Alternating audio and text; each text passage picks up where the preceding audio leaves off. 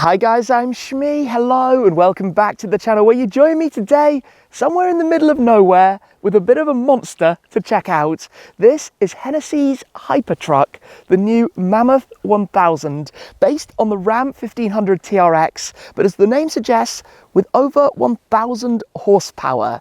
We'll go through all of the upgrades today that Hennessey have made to the TRX. For example, the 6.2 supercharged V8 now with a larger supercharger, new fuel injectors, and plenty more, as well as exploring the upgrades that this car wears with the Stage 2 package, the new wheels and off-road tyres, the side skirts, the bumpers, and plenty more to explore as we take this particularly beastly TRX out for a drive to find out all about it, starting somewhere near Los Angeles, slightly lost off the beaten track at the moment, but we'll go for a drive on the roads to get a feel for what this is about, the beastly Hennessey Mammoth 1000.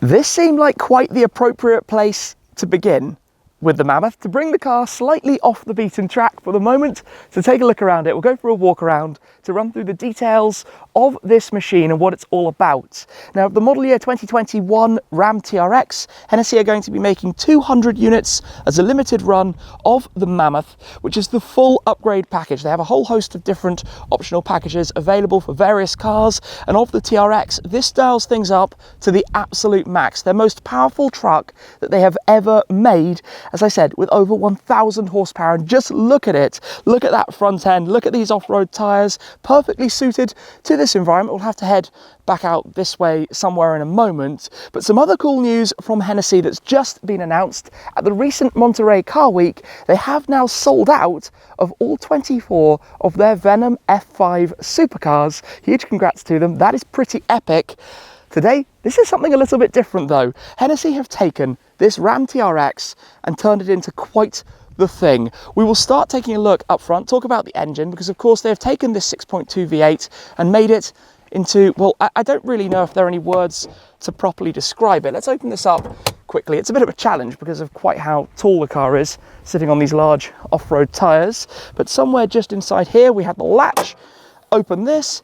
You can't really see all that much, it has to be said, but a little bit of a Easter egg with this on the TRX. If you pop up this cover on the front, which does have the serial number of the car and the Mammoth badging there, if you pop this open, you have a little graphic there of a T-Rex eating a raptor. I'm sure you can work out that little bit of fun between Ram and Ford with the Ford Raptor. So we're talking 1012 horsepower. The standard car would have 702, so over 300 horsepower more than standard.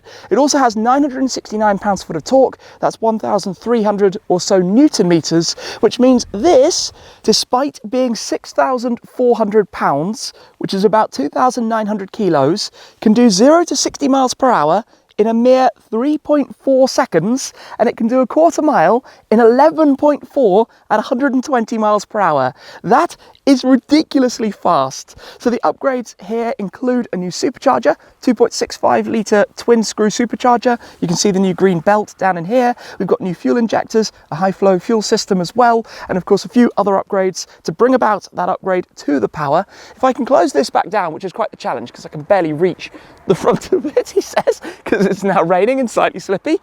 Close that down. This is also actually a cooling intake across the bonnet, pulls the air in through there, and then it has the Stage 2 package in addition to that. That means in this case we've got the new wheels with the 37-inch off-roading tyres. The Stage 1 package would have 35-inch tyres, so it sits a little bit taller as a result. It also has the new front end, this lower bumper with the bull bars at the very front and all of the lights that you have down there as well. And similarly, if we come round towards the back, behind the flatbed back here, we've got the same setup, a very, very sturdy rear bumper. Of course, you can use this to tow, I think about 7,000 pounds or so. So plenty of capability, which is exactly what these things are about.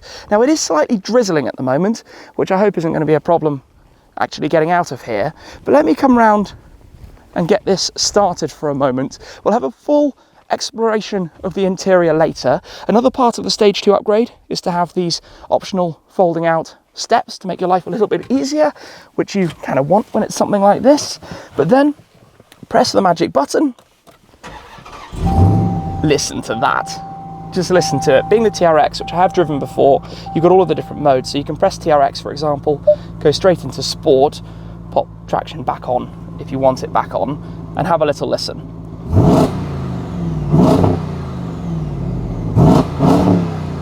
This is a little bit silly, to be honest, and that's what you hear inside. Outside, yeah. It's quite fun. It's a bit mad. So inside here we've got the limited number plaque as well from Hennessey. We've also got the Hennessey logos embroidered into the headrests. Quite a big amount of space back here. More cup holders than any human being would ever actually need. The original TRX badging here, and another Easter egg actually that sits in this top area, he says, no, in the bottom area, double layers that open, is to have your trigonometry charts and angles and all sorts of things in there, should you ever need them. They've fitted quite a few small little details to this that makes it quite fun when making the TRX. Anyway, before the rain gets too horrendous, which is quite unusual in the first place, being in Los Angeles, California in the summer and it's raining, but let's go for a drive to see what this is like.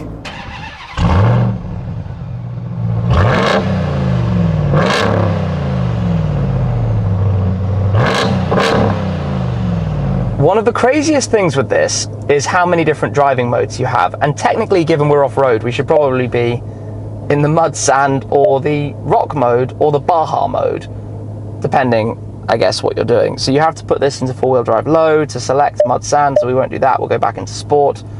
I'm just going to leave it in auto for the moment. Let's take this and drive out of here, which is going to involve a funky bit of steep hill, but hey, that is what something like this is made to do with relative ease, I think we can say. He says, looking at this in front of me, we're going to have the nose pointing right up in the air in a second. Yep, up we go. Wow, right up in the air.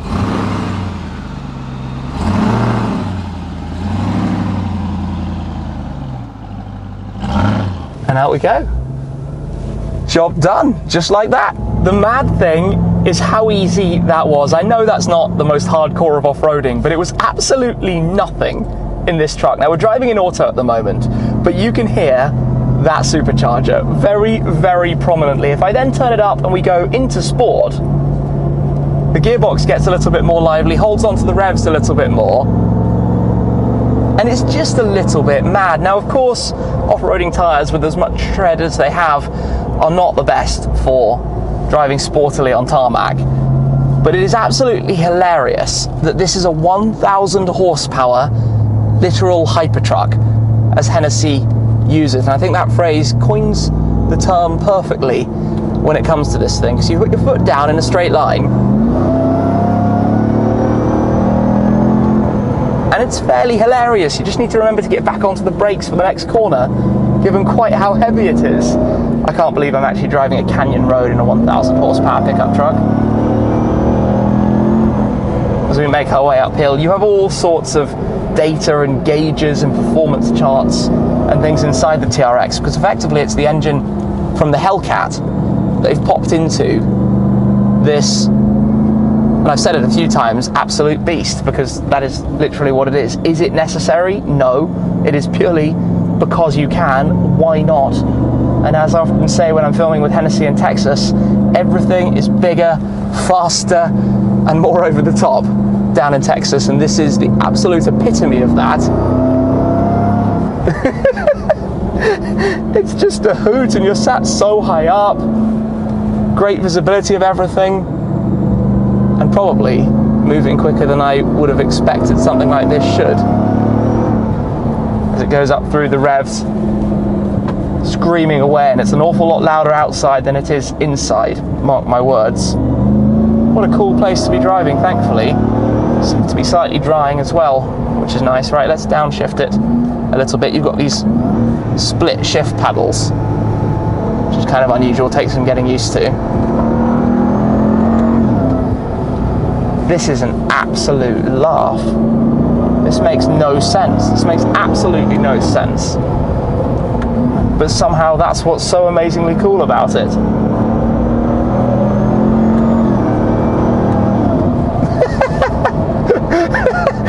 driving a 1,000 horsepower truck down a canyon road after driving it up a slope that walking up is not the easiest thing in the world to do.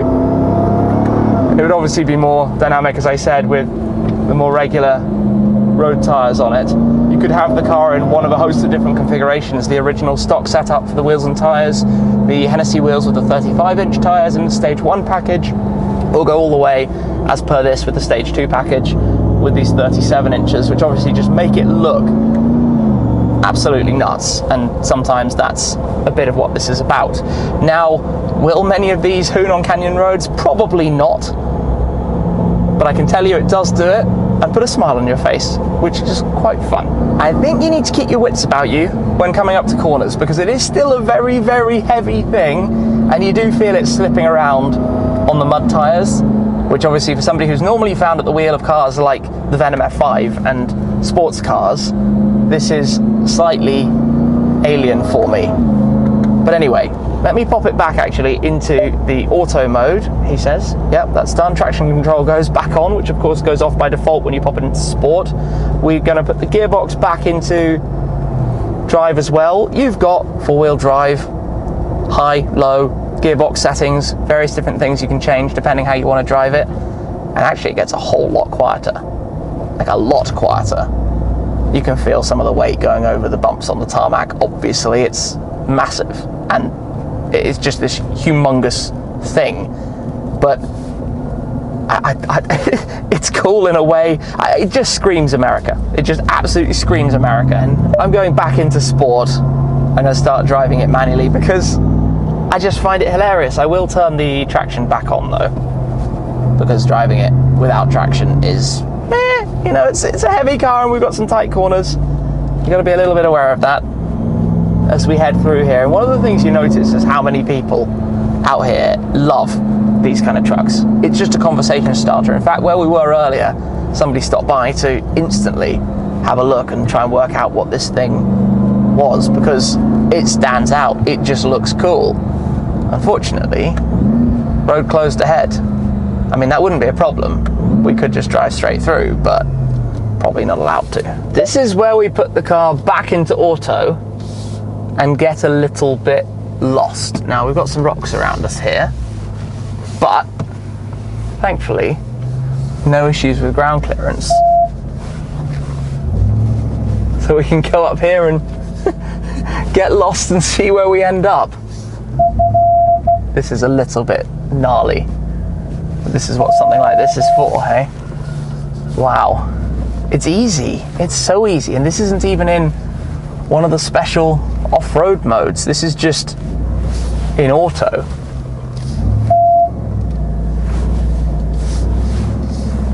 Wow. This is a little bit ridiculous. A little bit being a massive understatement. I can't believe how easy this is in this thing. Obviously we've got the parking sensors going. If you change the driving modes, that'll happen a little less, but we just rock and roll up the hill. It is just a little bit more comforting to be back on tarmac as we make our way back down from the hills here. But exploring in this is quite the adventure. Now though, we're going to go and find some more normal driving terrain, and we're not going to be doing a crazy jump over that brow as we take this back down the hill. There is one other thing that I need to try. I'm going to pop the car back into sport, come to a standstill. We are slightly uphill, to be fair to it, but let's do a launch.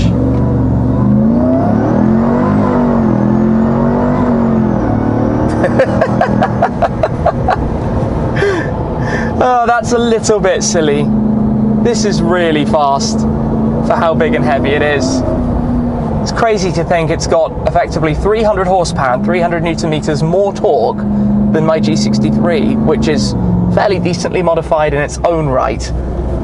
This is, I mean, yeah, it's also half a ton heavier, another 500 kilos or so heavier, but this is just a bonkers machine in every possible way.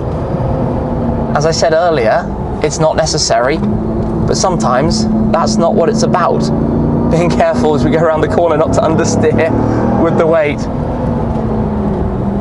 What a blast. genuinely entertaining to the max. Let me show you a little bit more then around the inside of the car. You have the very large central screen, and this gives you a lot of different data and displays, so you can see all of the different driving modes. You can go into custom and set up each element exactly how you'd like it, and it gives you a good graphic as well of what it's all up to, independently of your axle locks and your different driving settings as well. If you go into performance, it loads up the performance charts, the performance pages, where you can get lots of different data. So even a 0 to 60 miles an hour timer, you can see your G-forces, you can see a lot more. It just takes a little moment to get all of this loaded. We'll see it in just a second. Of course, over to the steering wheel, you have your controls for the digital dash right in front of you, your cruise control over towards this side. We've now got the performance charts, temps, the dashboard screen, torque, quarter mile timer, more timers, and you can change which ones you see as well, which is also quite fun. Look at this, best. That's amazing what it lets you see. It's a lot of cool stuff that it can show you inside here. Your dyno and engine charts as well. You want some torque charts and tables. This is really fun, the amount of different bits of data you can bring up. You've of course also got your climate settings in here. You've got various other controls as well for heated ventilated seats, heated steering wheels. You can load up the back cam if you want to see around. If you pop the car into reverse, you've also got a great 360 camera that comes up. Maybe it doesn't come up when you're specifically looking at the back camera. This is where I've got to work out, how do I get it back to what I was looking at before? Not entirely sure. Maybe if I just go back into the view there, you get the 360 camera surround, and you can select specific cameras depending exactly which one you would like to see, what you would like to have up, and a few other buttons and controls. But in terms of practicality, it has a lot. Double mirrors, the wide mirror where you can see everything, very large mirrors, obviously on an extending arm if you've got trailers behind you, grab handle securely up here as well, very large door pockets and door bins, multiple cup holders on each side. In fact, if you need to put drinks somewhere in this car, you are spoilt for choice. Wireless charging pad just inside here, storage bin just below it, another storage cubby just there, USB-Cs and normal USB and aux all at the front. More of all of the same found in the armrest as well. Even in that top section, you've got a USB plug. In the lower section, you've got a graphic down there to show you how big a TRX is compared to the RAM TRX. You've also got your 110 volt socket just at the front behind a flap there. You can close this up. Also, I didn't say you've got the coin storage areas as well. More cup holders just behind and down there. It just goes on. There are cup holders absolutely everywhere. Storage bin up top, your glove box as well just down below, the carbon trim behind the Hennessey badge. I'm going to turn it off just for a moment to come show you the back of the car. Hennessey's steps opening out. The standard car doesn't have the step. Back here as well, you can fold the seats. You can actually slide it forwards, he says, as well as folding it back up if you want to have a massive storage area. This is basically a house on wheels in many ways. Large glass roof, always very nice to have the panoramic roof up top. More storage back here, more USB ports, more 115 volt socket there, more cup holders, absolutely everything. Slightly dirtied, my apologies to the Hennessey team for that. Reversing camera is up here, open the flatbed, huge amounts of storage, various different customization options and towing hooks and the like, depending what you want to do with it back there.